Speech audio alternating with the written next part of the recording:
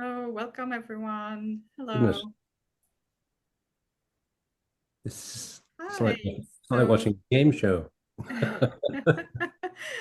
so we would love to see you on video, on camera, if you're comfortable and able to do that. And a warm welcome from the Taos Institute. I am Alex Arnold. I am the executive consultant at the Taos Institute, and we are here for a Taos conversation with Chris and Philip on the relational manager. So very excited for this event together. Thank you all for joining. And we are recording this event, as you have seen. So the recording will be available in our platform, in our online community, the Taos Institute Commons. And this is also a place where we encourage you to stay in touch with each other. So continue to ask questions and share resources. And this doesn't have to end today. So we really hope to build long-lasting connections and interest in this topic. So I won't take too much time. You are all most likely familiar with the Taos Institute. We promote social constructionist ideas and practices, and we have lots of resources available for you all, whether it's in the Taos Commons or the Taos Institute website. And once again, we encourage you to participate and engage with our community and our resources. So, Chris and Philip, thank you so much for hosting us today, and the floor is yours. Thank you, Alex, and welcome everybody. It's lovely to see some faces, some familiar, some not familiar, and we're very pleased that you're able to join us this evening. This evening our time in the UK. We got actually on the 25 people had signed up for this. And we haven't quite got to 25 yet, so there may be a few people haven't quite arrived yet, but we let's make a start in any case rather than waiting around because you never know how many people are actually going to follow through. So my name's Philip Messent, and by training, I'm a family therapist. I worked for most of my career in the National Health Service as a family therapist and as a manager. And I'll ask Chris to introduce himself too. Yeah, Chris Blantern, been a Taos Associate since the very beginning. When was that, Alex? When did it start? 30 something years ago. I was there, I think.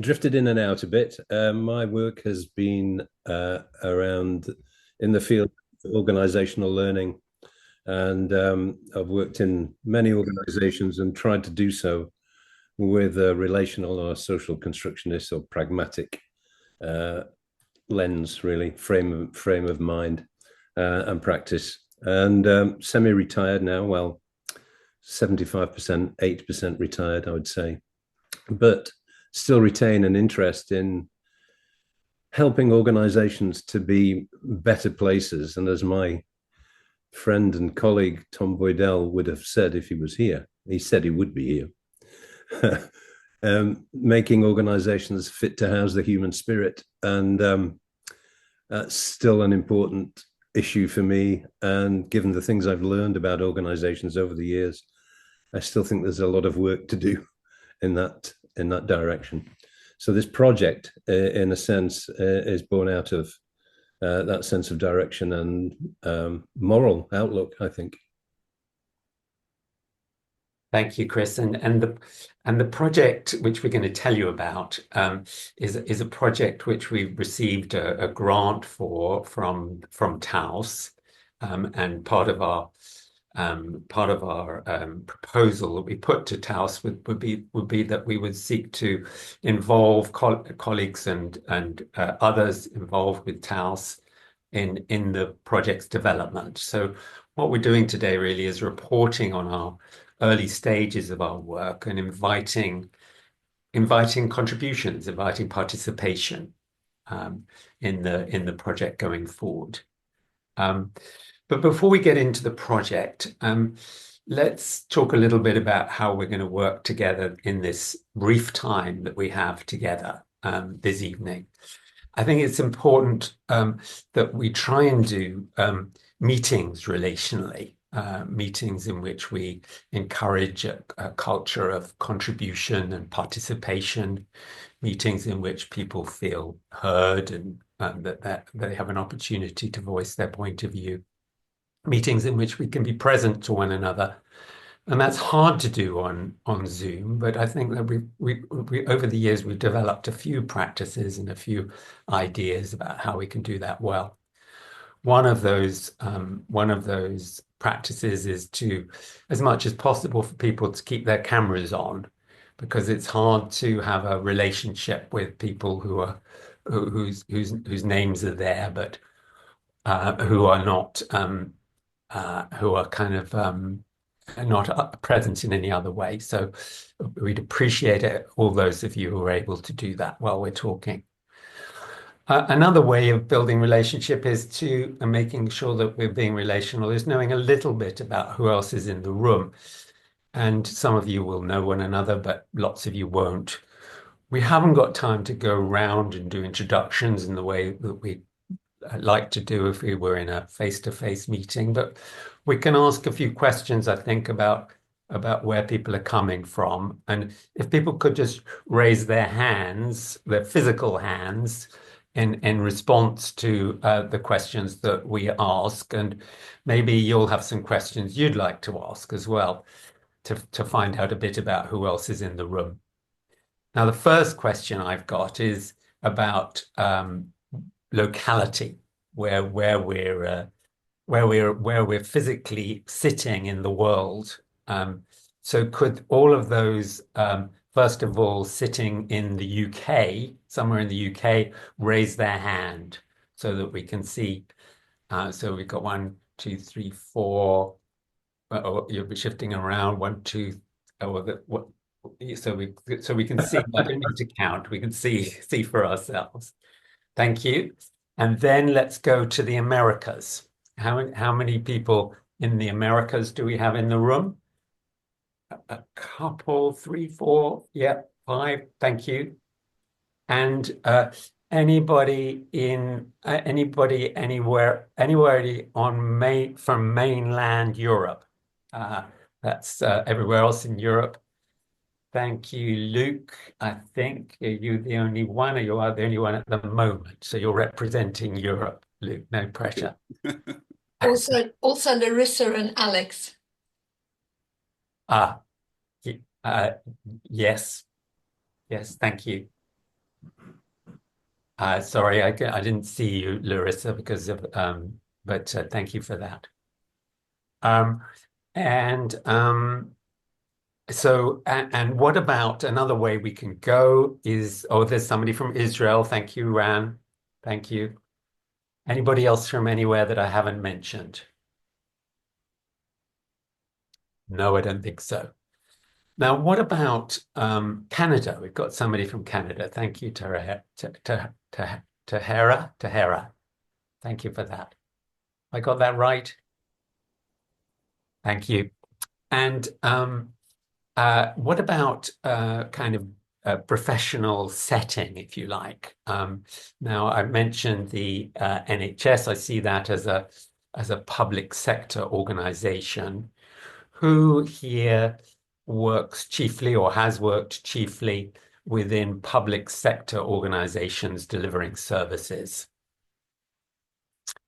So we've got a bunch of people doing that. And somebody, Karen, you got your kind of half and half. Okay, thank you. And then we've got, what about in academia, people whose work has chiefly been in academia, working for universities, colleges, and so on. We've got yes, there's 1 or 2 half and halves, and one or two wholeheartedly. What other settings have people been working in that are different from that? Anybody like to say, or say on Zoom, on chat? Charity sector, Glenda. Nonprofit consulting, Philip, thank you. Self-employed coach, Karen, thank you. corporate education, international development, non-profit, mental health practitioner, self-employed. Thank you, Tahera. Okay, Matthew, thank you. Consultation, coaching. So we get a feel of where people are working or have been working. Anybody got any other questions they'd like to ask the group of a similar nature?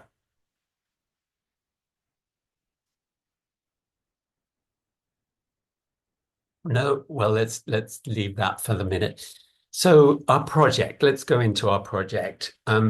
What we're planning to do is really speak a bit about our thank you, Marta.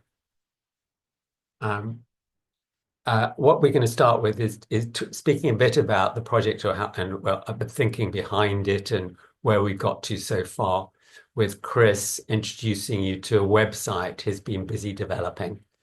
And then we'll go on to fielding questions and taking the conversation forward in terms of where we're going next, or where we hope to go next, and the kind of contributions we're looking for. So as you gathered, this is a project that's been in gestation for a while already. From my point of view, my motivation stems from a stint in public services where I found myself in a management position without knowing very much about what management should look like. Found myself involved in a discourse of management with which I wasn't comfortable. Discourse of management which seemed to be chiefly about control, monitoring, checking, rather than anything very collaborative or relational. And I felt that we should be able to do it better. But at that point in my career, I didn't have the tools or the time to go out and look for other ways of doing it. So as I've kind of now working independently, I've got more time for that. And in Chris, I recognized a fellow traveler who was had some similar ideas about what we could be doing that would be helpful in developing and writing about and publicizing other methods of management. And Chris, do you want to speak a bit about where you come from, and then maybe go into sharing the website? Is that all right? You need to unmute, Chris, first of all. So easy to forget. Yeah, thank you, Philip. Yeah, well, I won't go over I share obviously some of the things that you have said.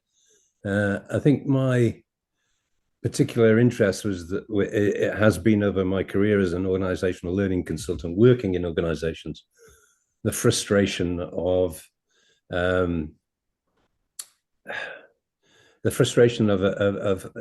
helping people to actually make changes, particularly when stuff is so often focused on the individual. Not much attention is paid to how things happen between people, the sort of ecology of relationships, and how difficult that is to work with. And I've long felt that, yes, books are obviously important, and we write erudite articles primarily, I think, for each other, really. I'm not sure how many managers get to read them. I read an interesting stat when I was researching a paper recently that the chair or the CEO of the Chartered Management Institute in the UK said that 82% of British managers have had no training whatsoever. And she calls them accidental managers. And that rang a bell for me. I've come across lots of accidental managers, and one wonders where they get their models from, their practices from, and what they have to compare them with. so it began to emerge for me that the issue, rather than coming up with even more erudite insights into what relational managing might mean, would be how could we get the stuff we've already got in the hands of, or in the ears of, in the practices of managers who are already out there. And this project sort of turned in that direction. How can we reach those managers? How can we get stuff to them? And we started off, we dismissed the idea of a book because I think that's doing more of the same. In terms of the aspirations of this project, we didn't think it would help. We thought about a website, but I think we were even more excited by the idea that pretty much everybody these days carries around a smartphone and looks at it for all sorts of reasons, particularly social media. And we thought, what would it be like if we could have a smartphone app or apps that people could look at in those precipient moments when they're just about to interview somebody or they're about to make a decision or whatever. So it can be as close to context as possible. And so we started to think about, well, how might we do that? And this project was actually came about in that particular way. And I think from the outset, we recognized that a couple of middle-class white Asian men would probably not be the most authoritative way to communicate to a diverse group of managers. And we thought it would be really interesting and helpful if we could try and create a project that was as diverse in its contributions as possible, and then its outputs as possible. And that is our intention, really. So we thought that it would be a really good idea if we could talk to people like yourselves and invite contributions around key issues of management. And the other thing that we wanted to do was make this manager facing. So we want to use we may not like the labels that managers use in neoliberal managerialism, the like, but it's what managers know. It's how they know their way about. They know if they're going to do performance review or 360-degree feedback or an appraisal or whatever it might be. We might not like those terms so much, but that's how they know stuff. And we wanted to be able to connect that way, but through those doorways, those labels, offer something a bit different that we could catch them in the moment. There are always moments for the most confident and certain of people when they have time to themselves, when they think, how should I go about this interview? How should I go about this task? We're trying to get there with an app. It may be fanciful, but we won't know until we try, I think. So the idea was to develop a website which we could use primarily as a collaborative center where we could make contributions on managerial topics and use this information, data, texts, images, videos, as the foundation for what we do ultimately translate into an app. So the first phase, if you like, is for people to make contributions. We'll gather them on the website, and then we'll start turning them into a prototype app. Say more about apps a bit later on, but it might be a good idea now to just have a look at that website, unless this is a good place to ask if you've got any particular questions. Yes, any questions at this point before we get into looking at the website?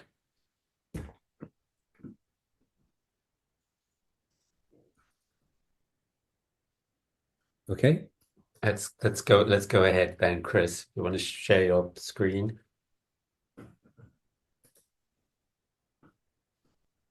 Okay. It's showing the wrong thing at the moment. I'll get rid of that. I'll try again. It's supposed to be showing.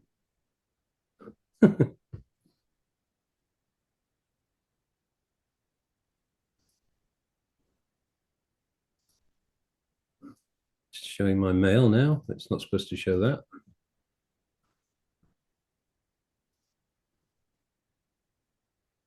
We did practice this earlier on, Philip and I. We did. We might have to You wouldn't think so, would you? Right. Okay. Here we go. I just need to move a few things from the important places.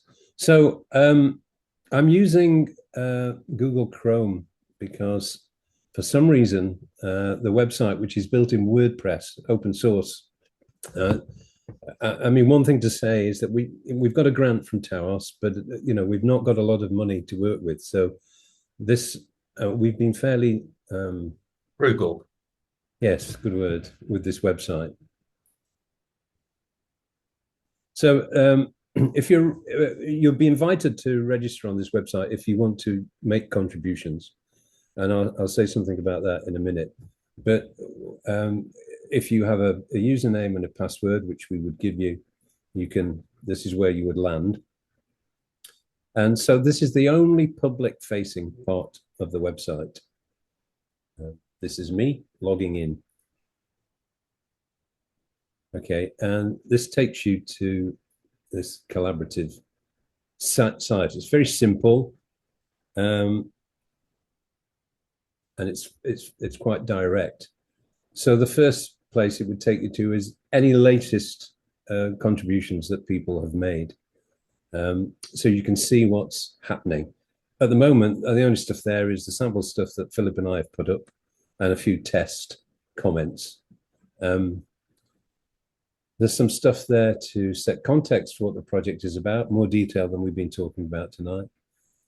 Some statements about what we think we mean about relationality, by which, in short, we're saying we mean more than just having good relationships.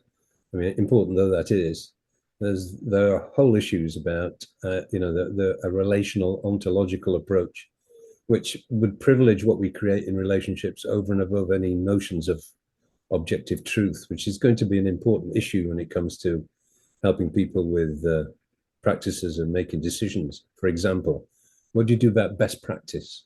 Lots of managers are seduced, in my view, by best practice without stopping to critique it and say, well, would that work here? And why would I especially use that, something that's been created elsewhere in a different context? Why would I use that here? But if we're wedded to objectivity in that sense, we tend not to ask those sorts of questions. So that's going to be an important issue for us, and we've said something about that here. And something there about kinds of contributions we might make. And I just made a list here of, and this is just off the top, and it's not fixed, and I hope it would be added to or changed, but the kinds of labels that we thought we might work within. So these sorts of things. Okay, the ones that are underlined have a link because Philip and I have done something on those. So you can click on those and see what we've done.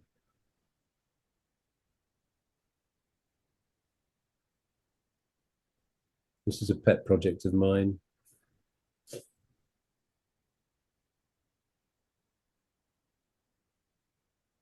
So the mixture of things there. And so the idea would be to produce some text, images, or whatever it may be on any one of these particular issues or other issues that people think of. And the intention is that people would choose their own, if you like, and say, well, I quite like to have a go at something on well-being from a relational perspective, and submit something by submitting a topic here on the website. And this is just really a blog that you can put your title in there and your text in there, you can format it, and then submit the topic. And then it would appear in a list, and that list will get quite long, which is alphabetically organized. There's also a general discussion for us to talk about stuff in a wider sense.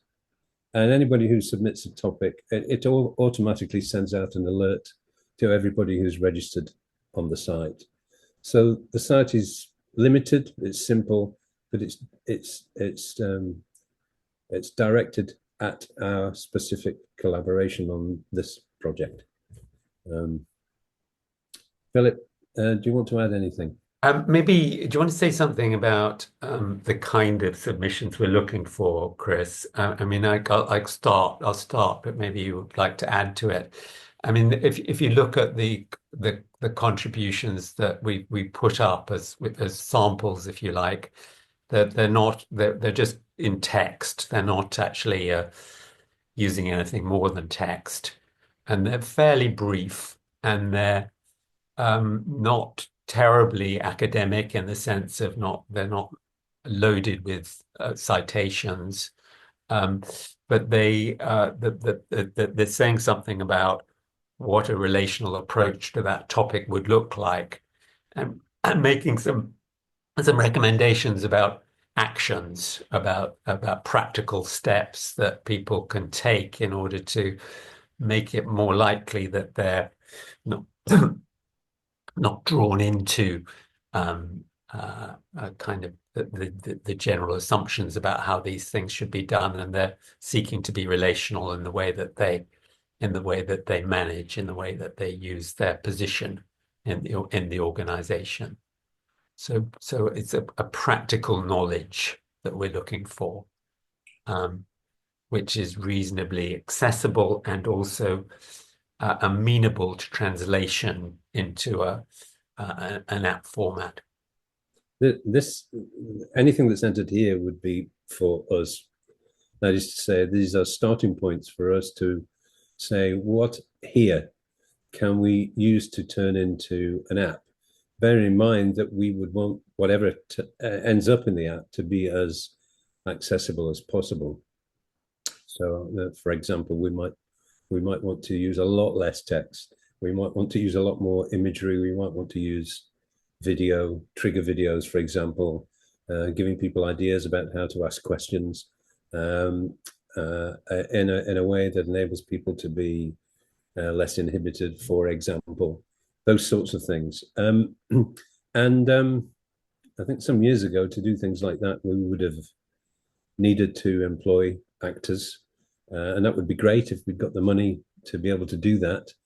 But of course, there is another alternative now, which is AI, and you can create very lifelike scenes through AI, and even have AI generate videos from giving it a batch of text. It's quite extraordinary, and in any language, it seems. So potentially the tools are there for us to do something. Question is, can we get organized around it and get it out there? And that's what we are trying to do. The content will come from people like yourselves if you want to be involved. And then we will, between us, help to get those into an app. Apps these days, as happened with websites, there was a time when you needed to be able to do code. Well, that disappeared. People still do code, but they tend to create websites that enable non-coders to put together quite effective websites. This website was built in such a way, and it's the same now with apps and AI. There are websites and apps out there that enable you to put convincing and very effective smartphone apps together without needing to know code. So it's within our gift to be able to move it forward. Yeah, I think I've said enough about that. Philip? Yes. Do you want to stop the screen share so we can go back to the group? Chris, thank you. So the kind of contributions we're looking for then are people who might be interested in writing something along the lines that we've described, which would then be, we would then, with the intention that it would first of all go onto the website and then from there be transformed collaboratively into a format suitable for to go on an app later on. The other kind of contributors that we're looking for are collaborators in steering, developing, running the project. We're two older men, two older white men. We feel like we've got our limitations, and that we would, feel like our position would be much stronger if this was more shared, and we had a group collaborating on this. So we're looking for contributors in the form of writers interested in these topics, choosing a topic from that list that Chris showed, or having your own topic, which is one of your issues that you feel needs to be written about and is important to you. So we're looking for those kinds of contributors, but also people who might be interested in working with us in a more steering the project way. We'll finish the meeting by sharing our emails on the chat so that you have those available to write to us, and with any kind of further thoughts you might have, questions or ideas for taking it forward, if you want to talk to us further about what this might involve. But for the minute, any kind of immediate questions or thoughts that you have about what we've said so far? So we've got a couple of questions on the chat, which is helpful. Thank you. Ran is asking, be great if you could circulate the link to the website via email. Now, how we're imagining the website, Chris, is that something we can do, or are we thinking of that as something that would go to people? I couldn't find the question, so could you just remind me? So Ran is asking, it would be great if you circulate the link to the website via email. Right. Okay. Yes. Well, the website is password protected, so in order to get in, you would need to be added to the site, and then you'd get the link as well. But if you had the link without being registered on the site, which we would do on your behalf, you wouldn't be. All you'd be able to see is that first page. So what we would be asking is if people are interested in either looking at that website a bit more or wanting to get involved, then you just email me, and Philip will put up the email addresses. Email me and I'll add you to the website, and then you can go in and have a look for yourselves. Thank you, Chris. And I'm just going to put those addresses up. Glenda is asking, are we distinguishing between the language of manager, leader, lead? Do you want to pick that up? I think I might let Joe Raylin answer that question.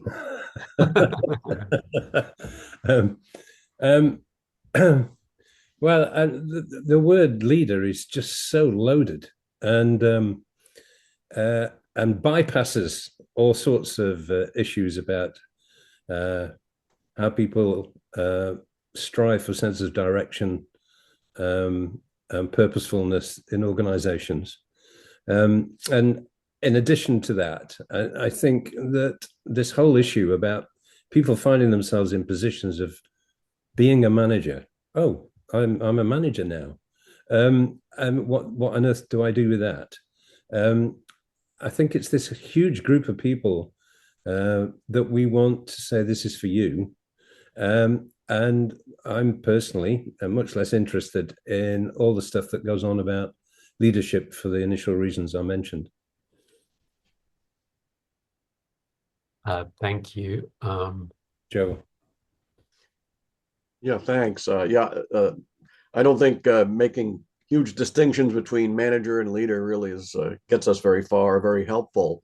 But I do have a query for Philip and Chris. Even when I would teach MBAs, the experience that would come back to us is that the management practice was still accidental.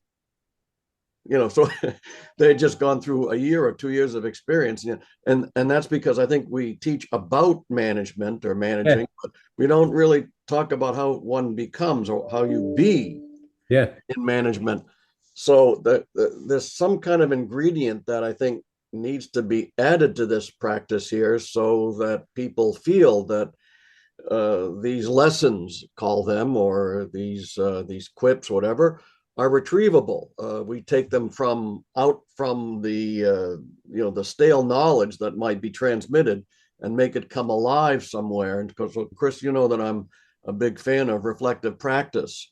Yeah. So I'm wondering. My query is, and I don't really have the answer, and what I'm saying may even defeat the purpose of having this app. I mean, I think what makes it so great is that you've got the possibility of knowledge there that is just in time and in the right dose, to be helpful to people in action.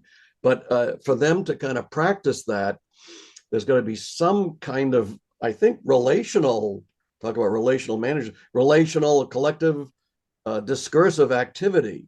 So is there something that could be added to this experience that you're talking about, where they could actually talk through, play with these lessons that are being prepared for them? Is there a forum or some way that they can engage? Well, yes to all of those things, Joe, and also yes to asking the question, because I'm saying the same sorts of things as you are. I don't have the answers to that at the moment, but I'm hopeful that if we work together on those sorts of issues, we'll find some ways that we can try out. I think that would be important. I mean, I think there's a lot of stuff. Well, certainly historically, there was always a lot of people, a lot of sucking of teeth and pondering about why there was this problem with transfer of learning. People going away on courses, or even having courses in-house, and wondering why they didn't translate into practice in everyday action in the organization. And of course, the whole issue of a relational ecology, that people are situated in webs of power, and you speak about things in such a way so that you're not going to be worse off. And in a hierarchical organization, that is tremendously skillful, and everybody has it. We need to find ways of being able to work with that, so that people don't feel afraid to speak up when look at how, even after all the publicity around whistleblowers, certainly in the UK, they're still vilified on a daily basis, when a lot of people are simply saying something's wrong here. We need to change the way we do things. It's so difficult to do. So I think that to be able to tackle those sorts of issues would be enormously important. I've got ways of thinking about it, but I think if we were to make a contribution, we would have to try some things out together, I think, to make that, see what happens. And one of the possible directions of travel, Joe, could be that fellow users of the app collaborate or play with the ideas that we're generating between us, and it becomes something of more that builds community in itself. Let's move on, though, to some other questions. So Karen is saying, what is causing new accidental managers the most stress currently? To get buy-in?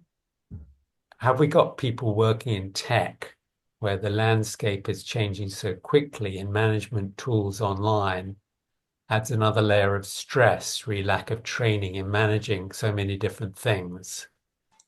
I think that's a sort of general question, isn't it, about the context in which we're all operating in, which is more of a not so much for us to answer, more a kind of reflection and a question for us all.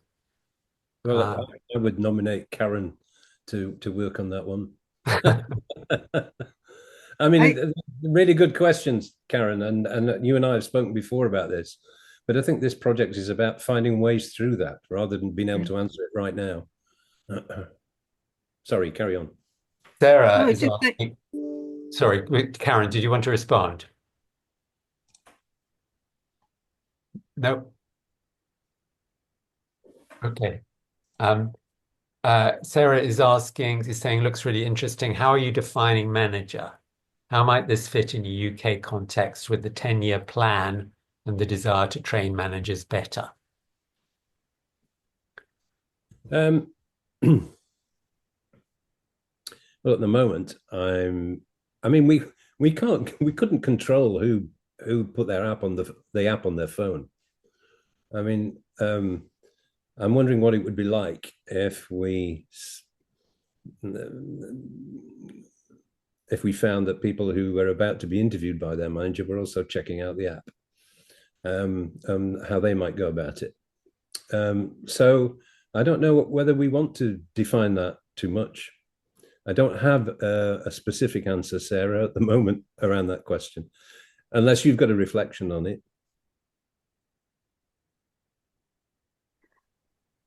Just the reflection that most managers in the NHS have band 6 to 8A, so relatively early in their training career, and reflecting on what other people have said, they don't necessarily feel themselves as authoritative managers, and yet they are doing a huge task of management. Yeah, well, quite. And where do they get support and confidence from? And I think also going back to Anne Frank, who's that CEO of the Chartered Management Institute, claiming that outside your partner, and this ranked apparently higher than a relationship with your kids, that the most influential relationship you will have is with your manager. So yeah, lots of questions. Couldn't possibly have neat, precise answers if we know exactly what to do with these, which is why I think we would really welcome working together on it. And I think I'm thinking that if you've got stuff that you'd like to get into an organization, if you'd like to get managers or anybody else to be using, to be influenced by, then this is one way that we might be able to do it. Managers maybe read books if they're on a course, but the whole issue that Joe's raised about what goes on in the everyday interactions in organizations is made of different stuff, and we have to get there somehow. We've been running some training for family therapy leaders or people in management positions, and over the last couple of years, and what they've consistently said is that they love the training, but when they go away and find themselves back in practice again, it's very hard to hold on to in the face of the organizational ways of operating which they find themselves immersed in. So so what we've decided to do in response to that is have a form of training which is longer term, which goes where a group is meeting monthly and having opportunities to consult with one another, so that they can feel more supported in an ongoing way with the kinds of practices we've been teaching and talking about, and that seems to be carry more hope to me of this sort of these alternative practices being generated and supported. Whereas if people are just individuals, there's very, very little that they can do that's going to be very different. Okay, let's have some more questions. Karen's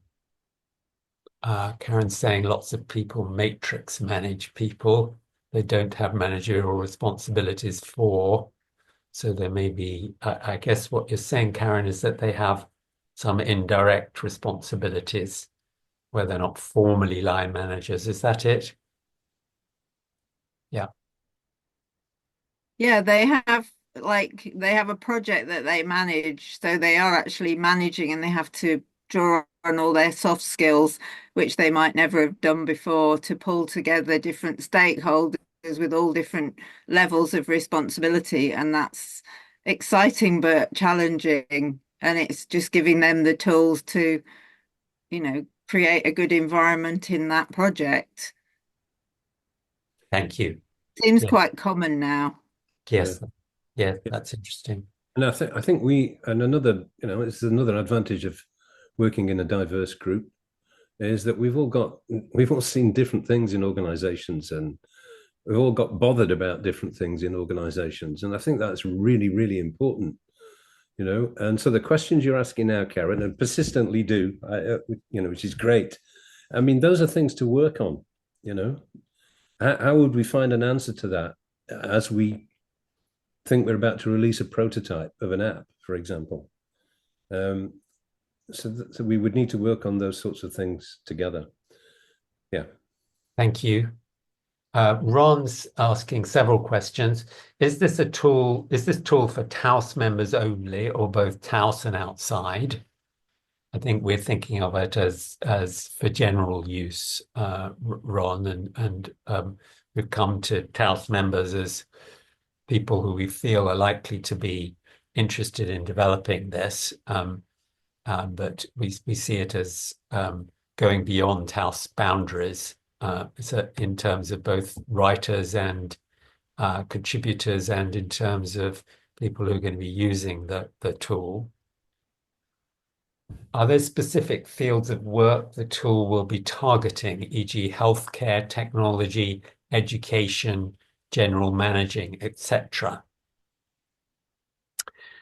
I don't know what you think about that, Chris. I think the answer to that is that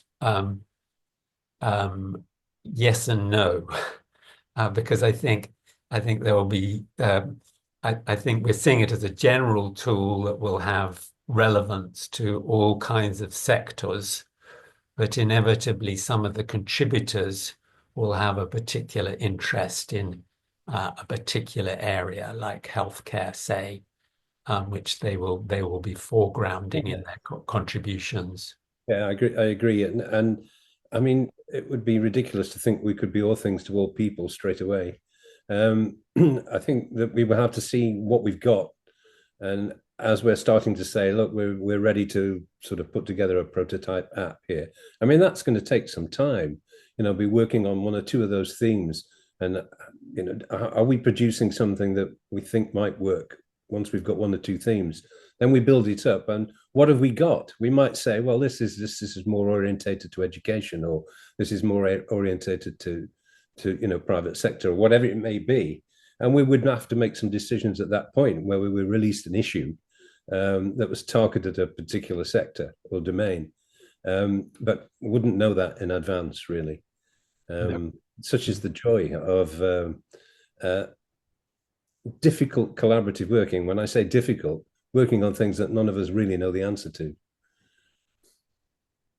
Another question from Ron: has thought been given to creating some type of intake, perhaps AI checklist or situation evaluator, to assist folks to quickly locate and pinpoint the information that will assist them the most? The answer is not yet, Ron, but that sounds an interesting idea. I nominate Ron. Will background of the users, i.e. understanding of relational managing, be assumed or detailed somewhat in the tool? Many thanks. I'd hope that we would be able to speak to people who had no direct knowledge of what relational managing is all about. I would hope that the tool would be accessible and connect with people's experience in a way which would pull them along a relational path. Sorry, Philip. We wouldn't need to assume any prior knowledge. Yeah, I think that's really important, really, because I think we can get stuck with the idea that people have to understand, the stance we are working out of before they can get it, and I think that's not what we want to do. I think it's really important to make practices attractive enough, and what you can do with them, what effects they can have, and to emphasize the positive nature of those, that people don't have to know, what Ken Gergen said about whatever it was, or what Richard Rorty said about it, or what Karen Barrard said about it. What's important is that they think they might want to try something because they think in their context there's going to be some sort of payoff. And I think that's the way we want to go, really. We've got another person called Philip Messent asking, how could this cultivate mentorship? Now, I happen to know that this Philip Messent is actually Arlene Katz, who signed on using my link. So Arlene is asking, how could this cultivate mentorship?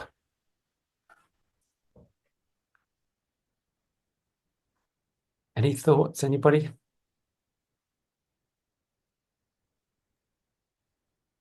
If you think about how Facebook and these other apps have grown, if people sign up to this one because they have a passion for doing management better, and you provide a safe way of them buddying up, then they could then build their own little teams to help themselves. I'm not saying that's how it happens, but I met loads of people through my working career who I'm still in touch with, and I just ring them up and say, got an issue, 10 minutes sorted.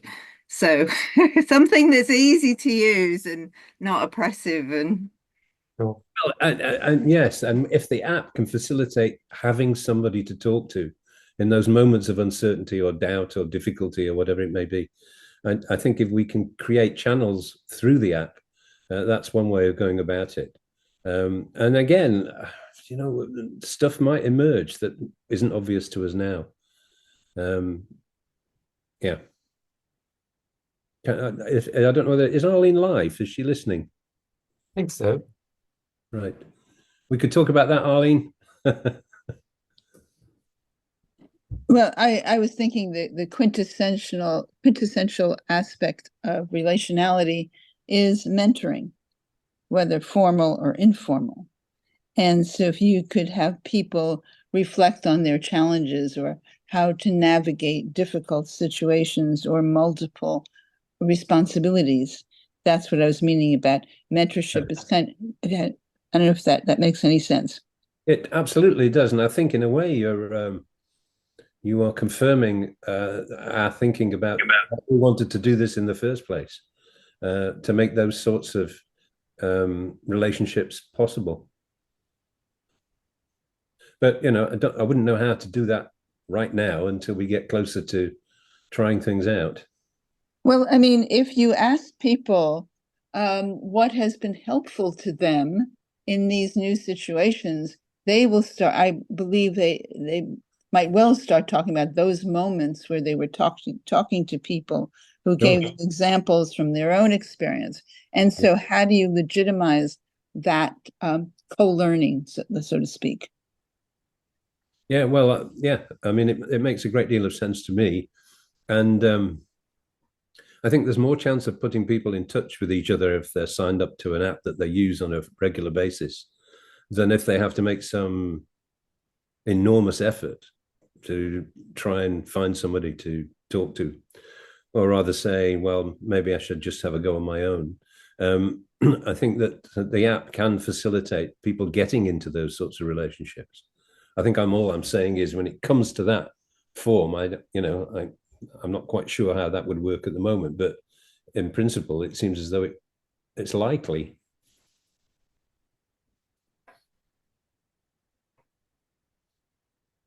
Thank you, Arlene. I've just put our email addresses on the chat again, having got them wrong previous occasion. So just like to draw your attention to those so that it's easy for you to contact us and write to us after the meeting if you wish. Well, yeah, also, I mean, if you want to become a project member on the website, I mean, it doesn't have any particular status that it just means you've got access to the website. That's all it means. It's still up to you whether you want to contribute anything in the forms that we've been talking about, or in the form that you can see that we haven't been talking about.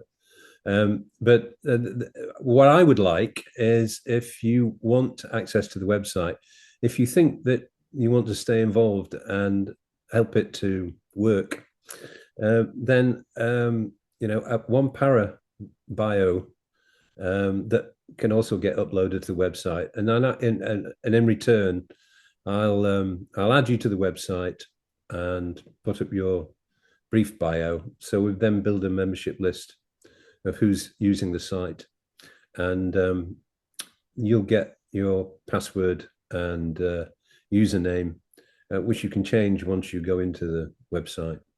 And I'll send you obviously the link. But the link is relationalmanager.org. So if you could do that, if you're interested in just looking around, or whether you want to, you think you might want to contribute something soon or in the future, or just stay in touch, then please just give me a short 2 sentences bio, and I'll add you to the website. The reason, sorry, I just wanted to say the reason why we're doing that manually rather than making it, so you can log on and register yourself, is because when we're building this site, we've tried to use free software rather than have to pay for stuff. And the more complicated it gets, the more you end up having to pay. And we don't have a lot of money. And I think we're going to have to spend it on the AI stuff a bit later on. So at the moment, we're making judgments that this website will do. If when we use it, we find that we want to tweak it, we can do that. But at the moment, we just didn't want to spend a lot of money on it. So doing things like adding people manually to a relatively small membership group, there's no hardship, really. Thank you. And thank you, Karen, for the idea about podcast interviews, which, as Glenda is saying, would be great to have a resource of stories where people have found ways to navigate challenging management conundrums. It's another medium which we could use. And thank you for that suggestion. We're coming up to time now. We've just got 2 minutes left. It's another message. Helen is suggesting other media like video, audio, written accounts of sharing stories and information might be helpful for people with different learning styles. Thank you. Yeah. I'll just say that one thing we did think that that there could be a future life for the website once the app is up and running. And we've got, in the first instance, we're saying we want to gather stuff and that we want to use or help to develop the website, to develop the app. But when the app is up and running, there's no reason why we couldn't use the website as a sort of, if people wanted to dig a bit deeper on a particular issue, there'd be stuff still there, and we can tidy it up and make it an extra resource for people who are curious enough to want to go beyond using the app. Mm-hmm. So thank you, everybody, for your interest and making time in your busy schedules. And we hope to hear from some of you at least, and that we can be working on this together. And please spread the word also with any of your networks who you think might be interested. That would be great. So a little kind of gesture of appreciation to everybody for coming. Can we give each other a little round of applause? Thank you. Thank you and farewell. Thank you. Thank you very much, everyone. Thank you, everyone. Thank you, Chris and Philip, for hosting. And the recording will be available in the comments, and you can contact each other and contact Chris and Philip also through the platform. So we appreciate you coming and you participating in this exciting project.